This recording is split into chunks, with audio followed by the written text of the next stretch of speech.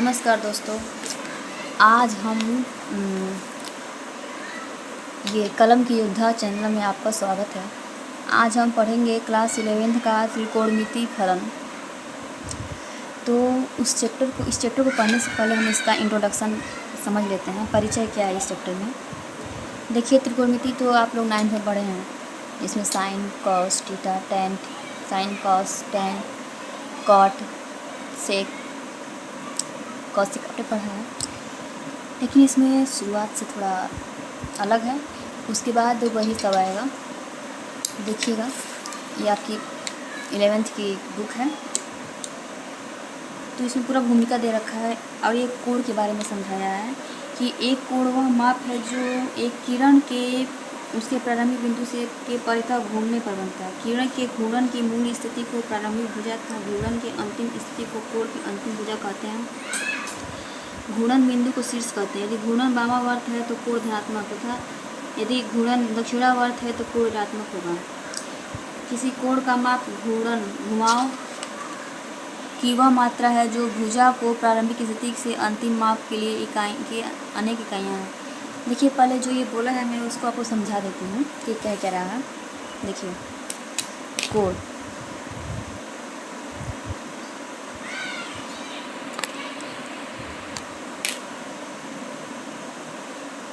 कोण एंगल्स, ठीक। देखिए, तो आपने एंगल्स तो पढ़ा ही होगा, न्यून कोण, समकोण, ऐसे। तो ये कह रहा है कि किरण वह माप मतलब कोण वह माप है, कोण वह माप है जो एक किरण के उसके प्रारंभिक बिंदु। देखिए, किरण को समझने से पहले हम समझेंगे रेखा को। तो हमने तो रेखा देखा है, ऐसे होता है जिसका ना तो इनिशियल पॉइंट पता है, ना जिसका आरंभ पता है कि शुरू कहाँ से हो रहा है, और ना ही इसका अंत पता है। ये होती है रेखा। और हम जो पढ़ते हैं वो होता है रेखाखंड, जो ए और बी हम लेते हैं रेखाखंड, वो रेखाखंड होती है। तो इसका तो शुरुआत और अंतिम पता होता है, लेकिन जो किरण होता है ये रेखाखंड हो गया। किरण क्या होता है? किरण क्या है कि जैसे मान लीजिए कि इसका शुरुआत तो पता है कि यहाँ इस बिंदु से किरण स्टार्ट हुआ है, लेकिन इसका अंत का पता नहीं है कि इसका अंत कहाँ तक जाएगा। हम जैसे इसको हम इधर बढ़ा सकते हैं, इधर बढ़ा सकते हैं, लेकिन किरण को हम इधर नहीं बढ़ा सकते हैं। ये यहाँ से आगे नहीं बढ़ेगी, लेकिन ये इनफाइनाइट है। किरण को आप समझिए ऐसे कि आप लोग सुनते हैं कि सूर्य की किरण, सुनते हैं ना, सूर्य की किरण। तो सूर्य की किरण से ये समझिए, जैसे सन है, सूर्य है, तो सूर्य एक सेंटर में है और यहाँ से किरण निकल रही है। तो हमें इसका ओरिजिन पॉइंट तो पता है कि कहाँ से वो किरण का ओरिजिन हो रहा है, लेकिन हमें इसका जो ये फाइनल पॉइंट है वो कहाँ पे इसका एंड हो रहा है ये हमें नहीं पता है। तो ये हो गया किरण। आई होप आप लोग को रेखाखंड और किरण समझ में आ गया होगा। तो हम आगे बढ़ते हैं।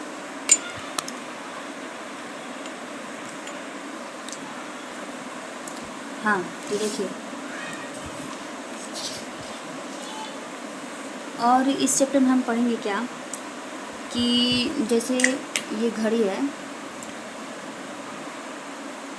घड़ी जैसे नहीं बन पाएगी, लेकिन घड़ी समझ लीजिए इसे आपको।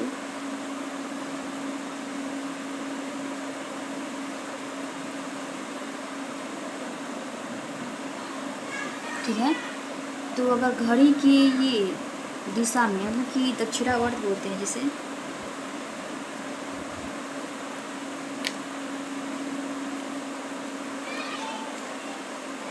दक्षिणावर्त घूमेगी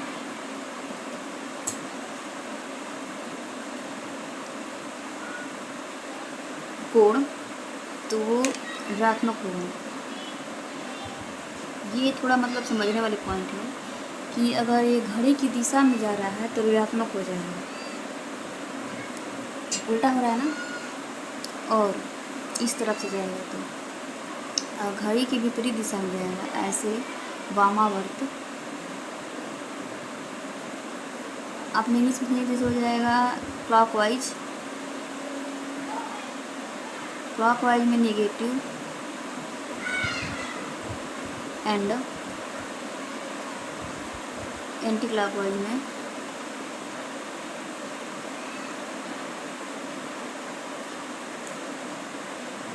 पॉजिटिव होगा, सकारात्मक होगा।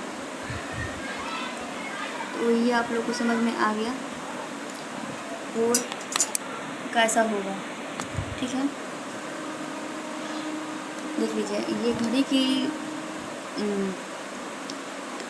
दिशा में होगा तो नकारात्मक होगा और घड़ी की विपरीत दिशा में होगा तो सकारात्मक होगा, ठीक है। चलिए, आई होप आप लोग को ये समझ। देखिए, यही समझा रहा है कि घड़ी की दिशा में, ये घड़ी की विपरीत दिशा में है तो ये धनात्मक है, दिख रहा है ना। और ये घड़ी की दिशा में क्लॉकवाइज है तो ये ऋणात्मक है। विपरीत दिशा में रहेगा तो धनात्मक होगा और घड़ी की दिशा में होगा तो ऋणात्मक होगा। ये समझा रहा है आपके बुक में। देखिए,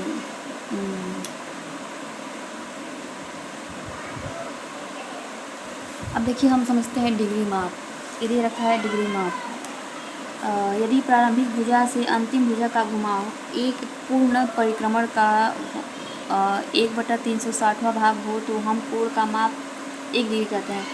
1 डिग्री कोण के माप को हम कहेंगे 1/360 डिग्री, मतलब कि 1/360वां भाग को ही हम 1 डिग्री कहते हैं। इसे एक अंक से लिखते हैं। 1 डिग्री को मिनट में तथा 1 मिनट को सेकेंड में विभाजित किया जाता है। 1 डिग्री का 60वां भाग 1 मिनट कहलाता है। 1 डिग्री का 60वां भाग 1 मिनट कहलाएगा और 1 मिनट को सेकेंड में विभाजित किया जाता है।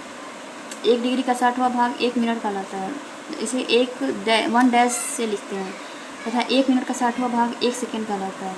इसे 1 डबल डैश से लिखते हैं, अर्थात 1 डिग्री बराबर 60 मिनट और 1 मिनट बराबर 60 सेकेंड बोलेंगे। आप इसको क्या बोलेंगे, 60 डबल डैश से, मतलब 60 डबल डैश करेंगे तो ये सेकेंड हो जाएगा और 1 डैश करेंगे तो मिनट में हो जाएगा।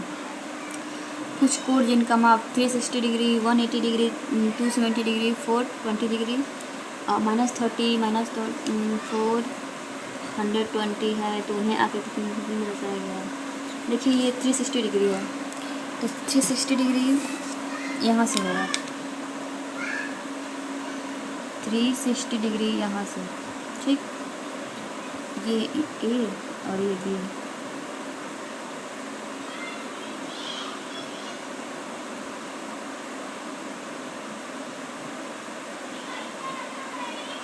विपरीत दिशा में है।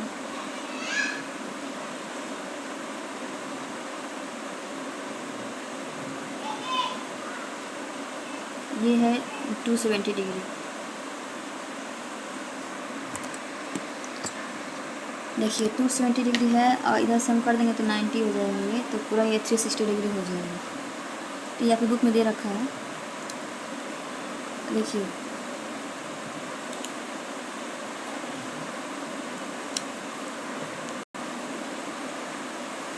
ये देखिए, ये घड़ी के क्या है, एंटी क्लॉकवाइज है ना, पॉजिटिव है 420 डिग्री। और ये देखिए घड़ी की ये क्लॉकवाइज है। क्लॉकवाइज होने की वजह से ये नेगेटिव में हो गया है, -30 डिग्री। फिर ये क्लॉकवाइज होने की वजह से -420 जो है, नेगेटिव 420, 420 में तो ये घड़ी की दिशा में तो इसे विपरीत हो गया। अब देखिए रेडियन माप हम पढ़ेंगे तो देखिए रेडियन माप क्या होता है।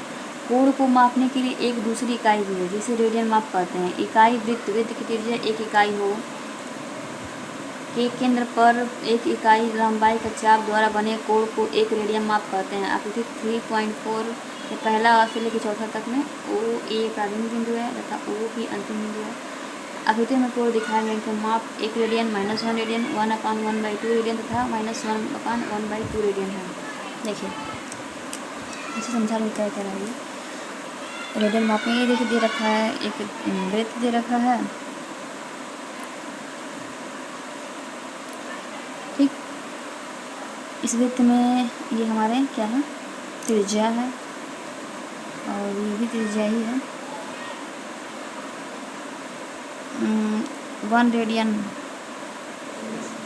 लेकिन 1 रेडियन होने से पहले अगर हमारी त्रिज्या 1 रेडियन है, 1 सेंटीमीटर 1 है, ये भी त्रिज्या 1 है, तो इसका चाप अगर 1 होगा तो ये 1 रेडियन हो जाएगा। इसका जो अगर चाप और त्रिज्या दोनों 1 रेडियन है तो ये चाप और त्रिज्या 1 है, तो इसका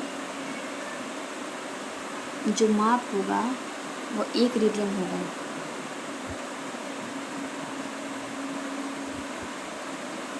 समझ रहे हैं? दे रहा है, प्रूफ में करा है। कोण को मापने की दूसरी इकाई है जिसे रेडियन माप करते हैं। इकाई वृत्त की त्रिज्या 1 इकाई हो। यदि वृत्त की त्रिज्या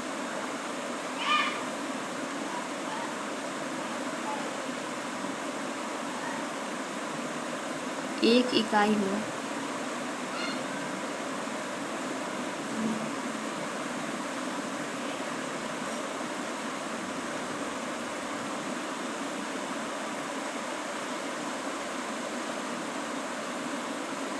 के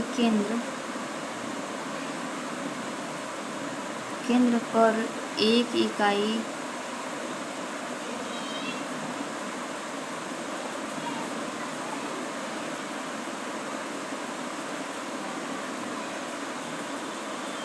लंबाई के चाप द्वारा बने कोण को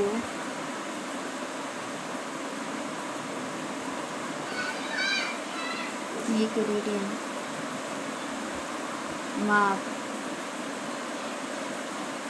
कहते हैं।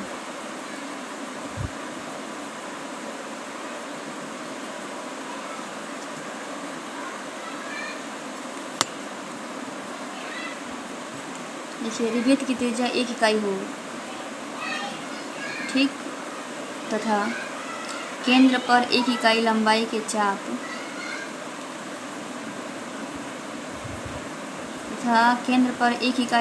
चाप द्वारा बने कोण को 1 रेडियन माप करते हैं।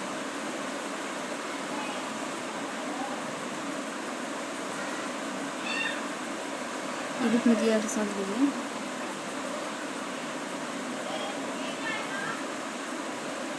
और इसमें देखिए आकृति कोड दिए गए हैं जिसमें माप 1 रेडियन, -1 रेडियन, 1.1/2 रेडियन, 1.1/2 रेडियन था, -1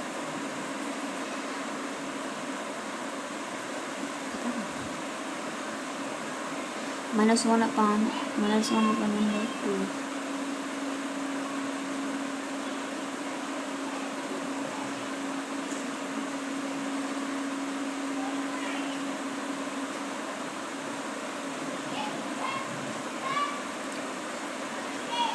ठीक है, देखिए समझिए।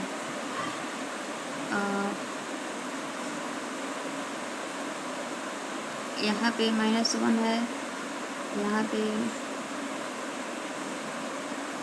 -1 1,